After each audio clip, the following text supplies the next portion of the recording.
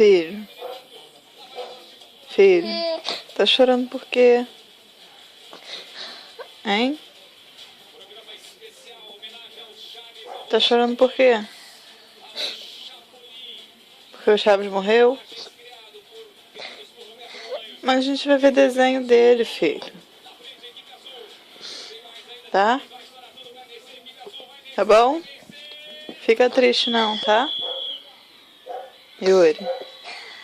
Yuri, olha aqui, mamãe. Fica triste não, tá bom? Tem certeza que é porque o Chaves morreu? Mas não fica triste não, a gente vai ver desenho dele, tá? Chora não. Tá bom? Não